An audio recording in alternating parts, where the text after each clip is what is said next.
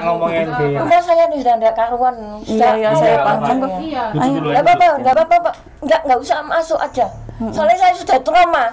Soalnya saya pernah mau diculik orang 4 orang kan. Gitu. Ada polisi juga. Saksinya ada tangga-tangga. Ada itu apa namanya? Dukun-dukun ini masukkan di tembok-tembok. Rumah saya sudah hancur semua ini.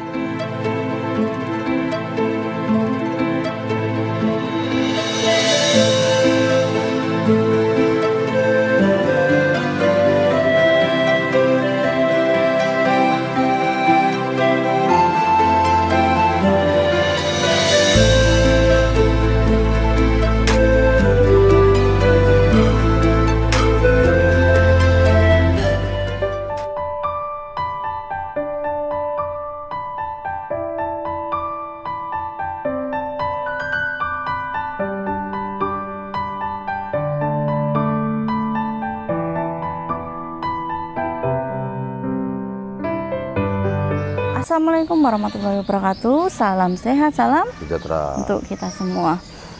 Masih bersama saya dengan Nesa Berbagi dan Ayan untuk kita. Jadi hari ini kita mendapat laporan dari warga, juga dari keluarga, melaporkan bahwa ada seorang wanita yang berpuluh tahun hidup sendirian di rumahnya yang sangat berantakan ya kok ya, dan kabarnya juga listriknya udah diputus. Dan kita itu dimintai tolong untuk membawa ibu ini ke rumah sakit Menur kok sebenarnya. Karena selama ini tidak ada satu orang pun yang berani membawa ibu ini ke rumah sakit tersebut. Tapi kita nggak langsung langsung bertindak, tapi kita cari info dulu. Kita tadi datang ke rumahnya. Kita datang ke rumah beliau, kita pastikan info itu seperti apa simpang siurnya ya kok ya. Saya nambahnya orang, Mbak. Nambahnya orang ini sampai rumah saya nggak karuan. Ya Allah. Ini saking saya takut itu Pak Geri. Saya selama ini sudah sabar lama, Mbak. Kerja di kantoran di Surabaya diusik, di Jakarta ya juga diusik. Wong dolar itu udah hampas. Nah sedikit saya sampai dibantu orang-orang makan. Saya kerjaku itu di kantoran pernah diusik ya. Kerja tekanan bos, direktur ya diusik. Sampai dipecat saya dari kerjaan. Pembukuan akuntansi. Sini kok ayang. Sabarnya gimana saya itu? Iya. Ini uang rumah mau dirampas. Uang ini rumah saya. Masuk dolar ini. Ya namanya semua sing juga. Jambat di Taiwan itu. Saya itu dijual sudah berapa tahun. Baik itu dijual, kedap saya proyek jadi laki 4 hari 4 malam nggak tidur, nggak makan. Iya. Wah saya diambil semua, berapa M, 8 M. Untuk saya nggak gila, disantet saya itu. Sabarnya kurang sabar apa. Dukunnya Lumajang, Banyuwangi, Madura, Banjarmasin. Itu loh, jimatnya ada tak tunjuknya orang-orang. Saya malam-malam itu disandra saya. Kenapa? Di gua ada gini, totok-totok gini. Sama kan itu Roma. 4 orang sak gini. Iya. Totok gini. Terus? Wah, saya jam 10 malam. Saksinya ada tangga-tangga. Gimana rasanya? Oh iya, sabar. Kesakitan saya, anak saya paham. Sekolah nggak makan. Sama merinding nangis saya. Masya Allah. Katanya orang Kristen dia itu. Tapi rasanya gimana? Iya, paham. Sini yuk. Sabar saya Gimana? kerja di mana-mana diusik, di kantoran diusiki. Dia nggak kerja sama sekali di luar negeri. Aku perempuannya orang kiri. Yang lain di Taiwan, juga di Indonesia nih perempuan lakinya nggak ada yang kenal, perempuan semua. Sing sama Wi itu bojone nggak ada yang kenal semua. Saya tuh disiksa mana jadi budak selamanya. Gimana rasanya penderitaan saya? Ya, gini. Tadi saya dengar tolong orang-orang banyak. Di TKW saya ditolong orang TKW juga. Iya, sabar. Sabaran saya kurang sabar apa? Saya sejak kecil itu sudah kerja sampai ke sekolah.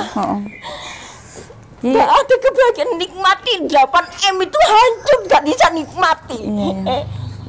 Anak saya nggak sekolah sampai saya dinai orang-orang.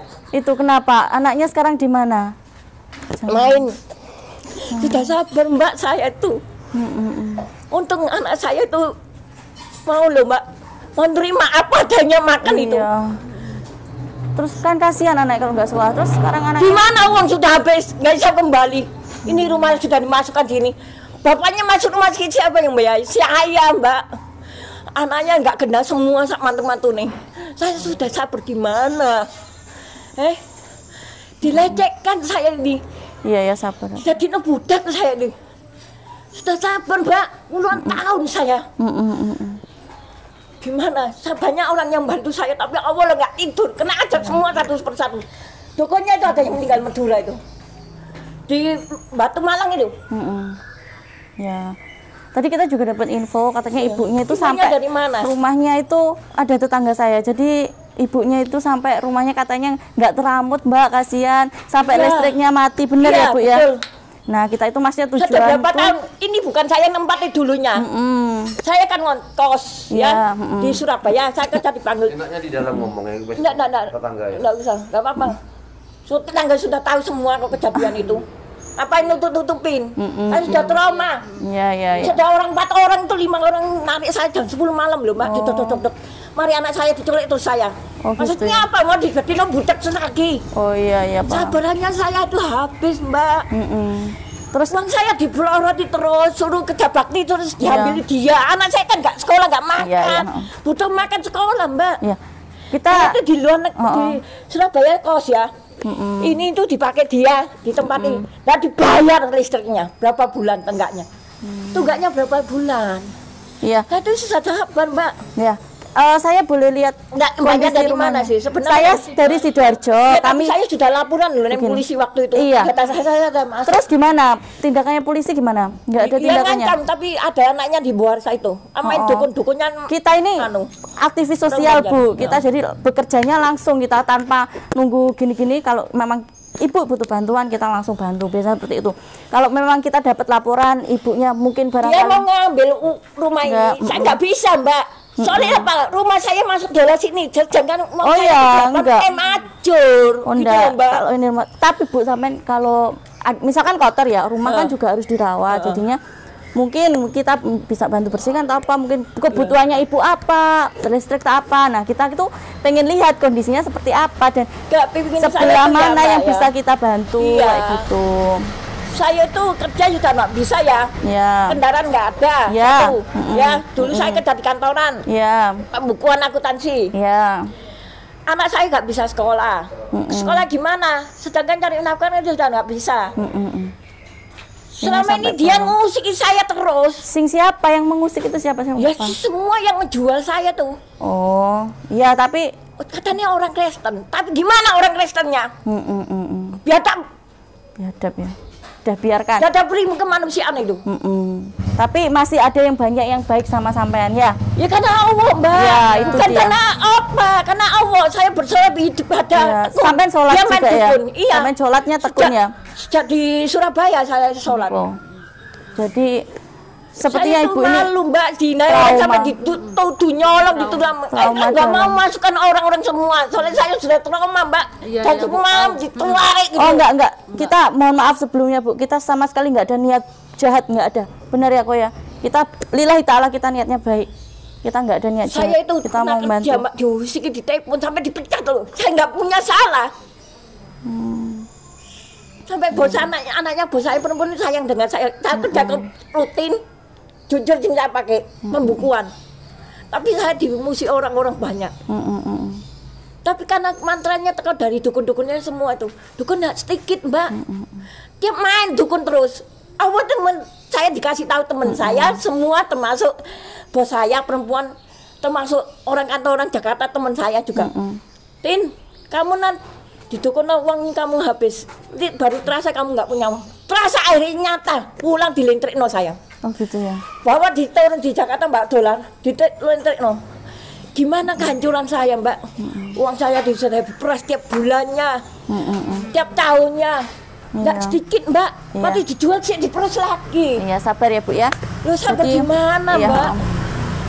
Anak saya tuh sejak kecil itu gak sebenarnya ngomong, tapi titik-titik saya bisa bayangkan. Saya trauma, Mbak, masuk orang itu. Soalnya gitu ya, orang lu. 4 orang 5 orang narik saya. Sini duduk. Sini duduk. Duduk sini biar nyaman. Enggak, saya aja yang duduk ya. Gini, ibunya itu trauma. Ya, saya paham. Ibu saya mau pernah laporan polisi. Iya. Data saya ada di polisian. ya. Jadi ibunya ini trauma memasukkan orang karena ya aku juga nggak nyalahin. Memang rasa trauma itu karena sesuatu kejadian gitu ya Bu ya. Paham saya Bu. Gelap-gelap sini. Nggak ada lampu. Ada dibantu sampai 1 tok ini dari depan 1 tok. Sudah lama lah ini waktu aku sadar di kos itu ya. Ini sudah tenggak nggak bayar. Mama ini nggak geda juga, nggak dibayar juga. Loh, gimana rasanya? Anak nggak ada yang gena semua, mantunya mencuri semua. Kawin orang nggak gena semua, main dukunan semua pokoknya. Satu cucunya, saya tuh diserang semua loh Mbak. Kayak ditunduk no, dijadiin budak selama nih. Lah nanti saya kan nggak ke sekolah, nggak makan lan, butuh biaya Mbak. Oh iya ya paham. Paham Bu.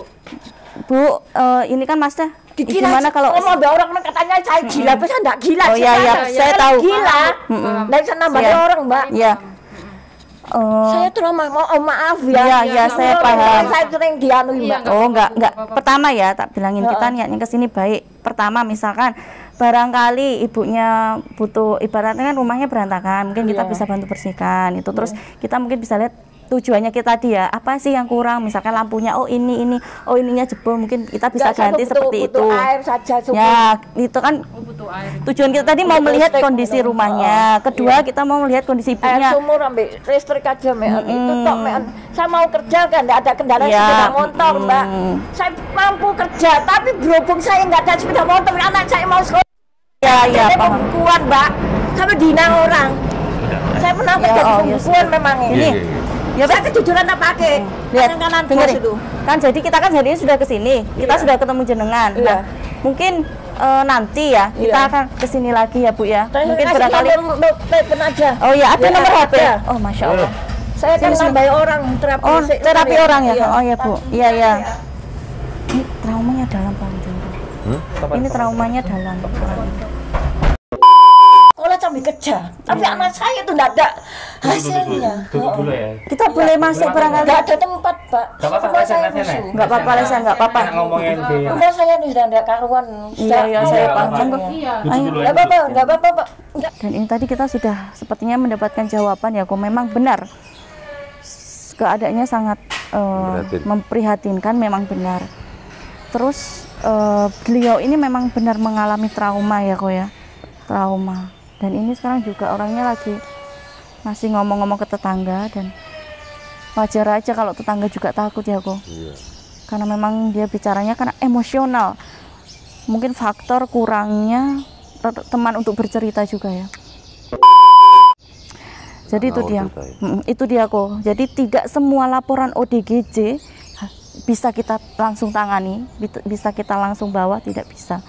Karena sebelumnya memang juga pernah langsung dipaksa, tapi bukan kita. Tadi ibu tadi juga cerita ya, katanya mau diculik gini-gini, makanya dia trauma nerima orang masuk ke rumah.